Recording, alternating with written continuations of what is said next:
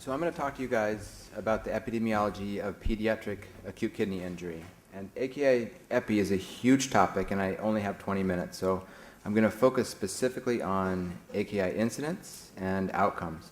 I really want to underscore how common AKI has become in hospitalized kids and how substantially it can impact these patients. Before we start, I really want to emphasize how much the definition employed affects AKI epidemiology. In practice, we can't talk about AKI in a meaningful way without knowing what we mean by the term. If we define AKI according to the receipt of renal replacement therapy, the incidence will be lower and the outcomes will be poorer than if we defined it as a 50% increase in creatinine. So everything depends on the definition. Everything that I'm about to talk about now and everything in the whole field of epidemiology highly hinges upon the definition employed. And so what that means is that it's important for all of us to take the definition used into account whenever we're looking at a study, reading a paper, reviewing it, trying to make clinical decisions. So with that said, my goal today is to focus on pediatric studies in kids that use one of the most recent consensus definitions. So over the past decade, a couple of people have alluded to this, but we've really seen a movement towards a standardization of the AKI definition.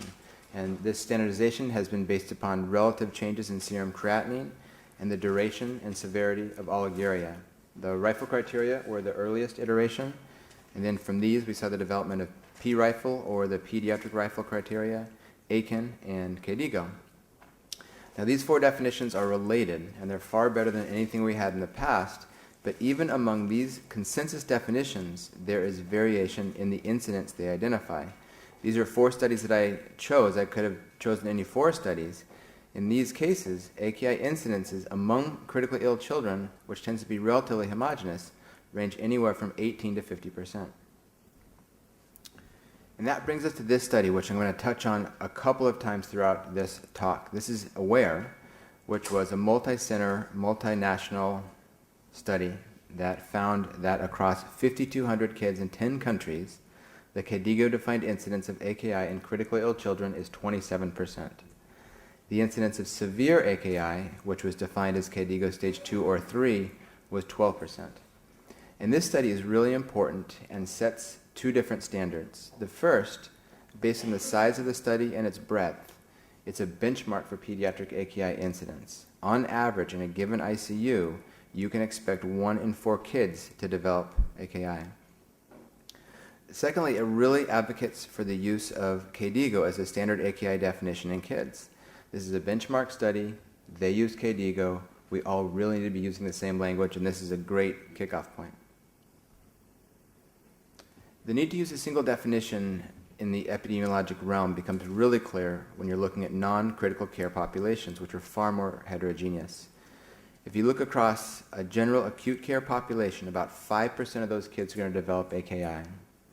But if you look at high-risk groups, like those receiving aminoglycosides or nephrotoxins, those admitted with nephrotic syndrome, those who have been infected by venomous bug or snake bites, you might see instances anywhere from 20 to 60%. If we aren't using the same definition, these incidence numbers become meaningless. And if we really want to perform comparative analyses, if I really want to be able to say that a patient with nephrotic syndrome is more likely to develop AKI than a patient who gets tobramycin, we have to be using the same definition.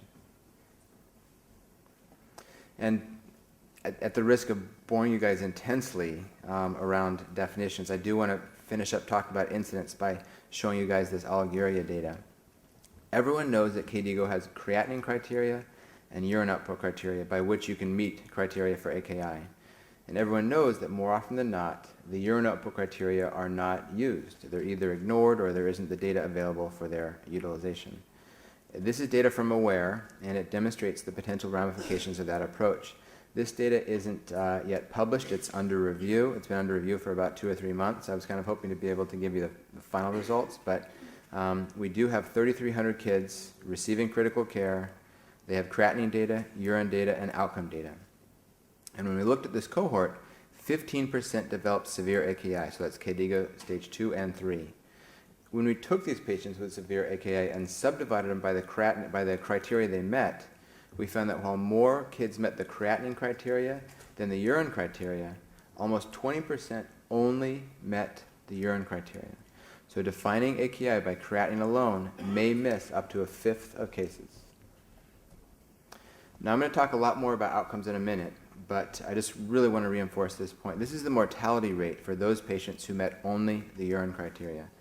And you can see that these patients who would have been unidentified if you'd only applied the creatinine criteria have mortality rates identical to those who actually did meet the creatinine criteria. So I think this is telling us that the urine criteria are a really integral part of the AKI definition. So with all that said and all those caveats, we do have solid data to extrapolate from, and this figure, I think, summarizes AKI incidence pretty well. There are a lot of people here who manage adults or manage adults in combination with kids, and so I added some adult data for comparative purposes. The PEDS data here are from AWARE and an excellent article by McGregor et al., which I had referenced earlier. The adult data is from AKI EPI, which is the closest adult study to AWARE that I could find. So to recap, around a quarter of kids receiving critical care will develop AKI, around 1 in 10 will develop severe AKI, around 1 in 20 kids admitted to general care wards will develop AKI, and around 1 in 20 in the ICU will require CRRT.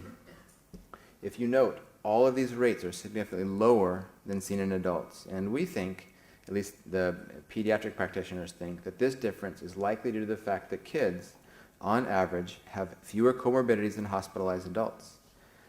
But as the demographics of pediatric AKIs shift towards higher case complexity and greater underlying disease, these data do imply that the incidence of AKI amongst hospitalized children are quite likely to rise. So now that we've talked about the frequency with which you're likely to see AKI across these kids, let's talk about what happens to them. I'll talk about some short-term outcomes like mechanical ventilation, length of stay, and mortality. But I also want to talk about some of the longer-term outcomes following AKI, specifically the concept of renal recovery and the interaction between AKI and CKD. The data around these longitudinal outcomes isn't nearly as robust as the data around the shorter-term outcomes, but they're being studied really actively, and I think we'll have a lot more information in the next 3 to 5 years. So let's start with mechanical ventilation. In this study, which looked at over 3,000 kids receiving critical care, they found that AKI was independently associated with longer ventilation time. Patients who developed AKI needed ventilator support for 2 days longer than those who did not. Those with the most severe AKI, stage 3 AKI, needed ventilator courses that were 4 days longer. I think this effect is seen in the vast majority of similarly sized pediatric studies, and at this point, the best available data support the association between the development of AKI and both the need for mechanical ventilation and its duration. When we look at length of stay, we see similar results. This is not an identical study, even though they studied a similar number of kids, but it is around 3,000 ICU admissions, and when they looked, they found a KDIGO-defined incidence of AKI of around 25%. This is very similar to AWARE. AKI was independently associated with a 5-day longer ICU stay and a 12-day longer hospital stay. And again, what we saw was a stepwise increase in effect as AKI severity increased. And then we have these 2 studies in non-critically ill kids, which I think really corroborate this point. In 500 kids who were exposed to aminoglycosides, AKI was associated with length of stay and cost, regardless of the definition employed. Then when they looked at 300 kids who were admitted with nephrotic syndrome, the development of AKI continued to be associated with length of stay even after adjusting for every confounder they could possibly find. And remember, these are not kids receiving critical care. These are not the sickest kids in the hospital, but they are still staying longer if they develop AKI. And just to hammer this home, I do want to show you this data from AWARE. In my mind, one of the strongest indicators of a true causal relationship is a dose-dependent effect. And that's exactly what AWARE found. Not only was AKI associated with longer length of stay, but length of stay increased in conjunction with AKI severity. And now that we've moved past length of stay, I'm going to move into the holy grail of outcomes. That's mortality, of course. It's a good transition because this data is also from AWARE. Again, they looked at 5,000 kids and young adults, and they found that amongst these patients who were receiving critical care, AKI was associated with higher mortality even after adjusting for 16 covariates. Their adjusted odds ratio is 1.77. And again, we saw this great dose-dependent effect where stage 3 AKI in particular was associated with lower survival than all the other stages. And to emphasize this point, I decided to include one adult study in my whole talk. I promised I would only talk about pediatric studies, but I really love this adult study, so I'm going to include it. This is a study by Mink Chawla, and he examined 37,000 veterans who had either an MI, AKI, or both. And what they found was that patients who experienced AKI were nearly 2 times more likely to die than the patients who experienced an MI. And you can see here, not only is AKI associated with higher mortality than an isolated MI, but patients who had both an AKI and MI, their outcomes tracked with the AKI patients, not with the MI patients. So if there's one takeaway from today's talk, I want you guys to remember that not only is AKI associated with mortality, but it is more lethal than a heart attack. More lethal than a heart attack. And finally, I want to talk about some of the longer-term outcomes following AKI. And the first thing I'm going to talk about is renal recovery. Renal recovery still suffers from a lack of a real standard definition. I think John Kellum is talking about this right now in the next room over. But a lot of people define it as no longer meeting AKI criteria. You meet AKI criteria, your creatinine comes down low enough that you no longer meet it. Or if you end up needing dialysis, as not needing renal replacement therapy any longer. And to give you an example of some of the data, this is 136 kids who had AKI severe enough to require RRT. 84% of them came off dialysis, but only 73% ended up with a normal GFR. It sort of goes to show you, you can move the goalpost a little bit in terms of trying to define what recovery means. This is a second study of 88 kids who underwent heart transplantation and developed AKI. 62% experienced full recovery as defined as no longer meeting the KDIGO AKI criteria. Interestingly, recovery was far better at 78% with those who had mild AKI than the kids who had more severe AKI. The kids who had stage 2, 3 KDIGO AKI only recovered function 50% of the time. So again, we're seeing the beginnings of this dose-dependent effect. Lastly, I'm going to talk about CKD. CKD by itself has an exquisitely standard definition. It is very easy to say this person has CKD.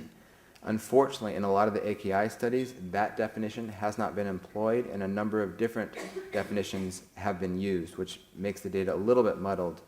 This is such an important relationship that I think it's imperative that going forward, that all of our AKI outcome studies that are looking at longitudinal outcomes use these specific definitions for CKD. With that caveat, I'll share the 2 or 3 studies that we do have. This is a great study which found that amongst 126 kids who developed AKI while in the ICU, 40% of them had a reduced GFR a couple of years later. Interestingly enough, proteinuria and hypertension were actually infrequent in this study. This is a more recent study looking at kids who developed nephrotoxin-associated AKI while receiving standard acute care. So these are not critically ill kids. They're just up on the floor, and they have a condition that's severe enough that they need to get aminoglycoside or a bunch of nephrotoxins. In this case, nearly a quarter had abnormal GFRs, and as you can see, proteinuria and hypertension were exceedingly common. In the interest of total transparency, I do have to say that not all studies have found an association between AKI and CKD. These 2 studies are TRIBE and FRAIL, and they are prospective studies of children undergoing cardiac surgery. They found, albeit in a small population, that while chronic renal disease was common in AKI survivors, it was not more common than it was in those who didn't develop AKI after surgery. So while there's clearly a signal, we really need to study this association much more extensively. In my mind, this is one of the most interesting and compelling aspects of pediatric AKI outcome work that we need to do. And with that, I'll summarize. All AKI epidemiology hinges on the definition employed. We should all be using a consensus definition. I think that you should be using KDIGO. If you want to use something else, I think that's okay. You just have to understand how the definitions are different and how using one might change some of your epidemiology numbers. I think that the use of the creatinine and the urine output criteria are going to give you a far more comprehensive picture of what AKI looks like. The absence of one or the other shouldn't preclude you from doing an analysis. Again, you just have to be able to interpret your results in the context of the data you have. But what we know right now is that 5% of kids receiving acute care develop AKI, 27% of kids receiving critical care develop AKI, and there's a lot of differences in between groups. But AKI is clearly associated with short-term outcomes, poor short-term outcomes. You're going to see a higher risk for and longer courses of mechanical ventilatory support. You're going to get longer ICU and hospital lengths of stay. You're going to see higher mortality. And it's very likely associated with poor long-term outcomes. You're going to see very high non-recovery rates. And you're also going to see, I believe, CKD, and whether that's a true reduced GFR to the threshold that KDIGA requests, or some evidence of proteinuria, hypertension, renal injury at slightly higher GFRs, I don't yet know.